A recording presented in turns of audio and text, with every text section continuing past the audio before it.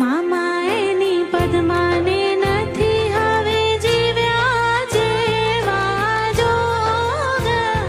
મારા કર્મે લખાણા કેવા રે સંજો માળારા. મામા કોક બોલો ને કેમ કરી કાઢું દિવસો આજ. નથી જાતી એના વિના રાતડી રે માળારા. હે મામા મારા,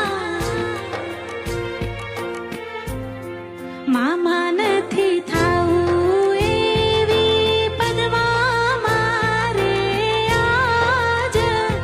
નથી જોવી ઝરૂખે બેસી મારે વાટ.